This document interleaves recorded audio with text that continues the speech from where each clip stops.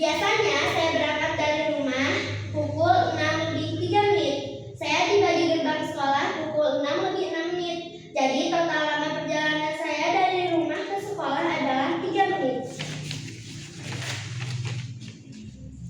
Kegiatan nomor 2, mari berlatih menghitung.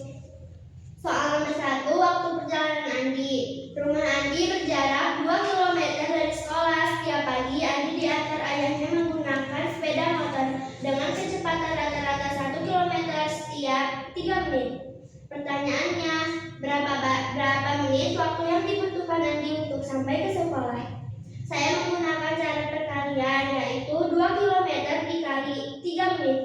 2 kali 3 sama dengan 6. Jadi perjalanan Andi dari rumah ke sekolah menempuh 6 menit. Soal nomor 2, menghitung jarak rumah Siti. Siti pergi ke sekolah dengan mengendarai sepeda santai. Kecepatan sepeda Siti adalah 100 meter per menit. Siti memerlukan waktu 15 menit untuk tiba di sekolah. Pertanyaannya, berapa meter jarak perjalanan dari rumah Siti ke sekolah? Saya menggunakan cara perkalian juga. 100 meter dikali 15 menit sama dengan 1.500. Jadi jarak dari rumah Siti ke sekolah adalah 1.500 meter. Soal nomor 3, menentukan waktu berangkat atau membaca jam. Budi harus tiba di sekolah paling lambat pukul 7.00 agar tidak terlambat. Perjalanan kaki dari rumah Budi ke sekolah memerlukan waktu tepat 25 menit. Pertanyaannya, pukul berapa paling lambat Budi harus mulai berangkat dari rumah? Di sini saya menggunakan pengurangan, yaitu 60 dikurangi 25 menit sama dengan 35. Jadi Budi berangkat paling lambat dari rumah ke sekolah adalah jam 6:35 menit. Di sini ada tantangan seru atau bonus poin.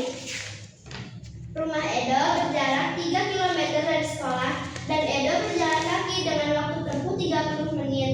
Sementara itu, rumah Dayu berjarak 5 km dan Dayu naik angkutan umum dengan waktu tempuh 15 menit. Pertanyaannya, siapakah yang perjalanannya ke sekolah paling cepat sampai? Dan berikan alasanmu. Saya memilih Dayu karena paling cepat sampai di sekolah. Karena waktu tempuh perjalanannya hanya memerlukan 15 menit, sedangkan Edo membutuhkan waktu tempuh 30 menit. Kita dulu deh. Selanjutnya di sini saya akan mereview majalah. Artikel yang akan review berjudul ulang deh. Selanjutnya saya akan mereview majalah. Di sini artikel yang saya review berjudul Menakar Arah Pendidikan Kita dan ditulis oleh Hasbi Amali. Penerbitnya adalah majalah Nalar. Alasan saya memilih artikel ini karena saya ingin tahu bagaimana kemampuan membaca dan berhitung siswa di Indonesia. Saya juga ingin belajar agar kemampuan saya menjadi lebih baik. Isi artikel ini menjelaskan hasil TKA tahun 2026 yang menunjukkan bahwa banyak siswa kesulitan memahami bacaan dan menyelesaikan soal yang berkaitan dengan kehidupan sehari-hari.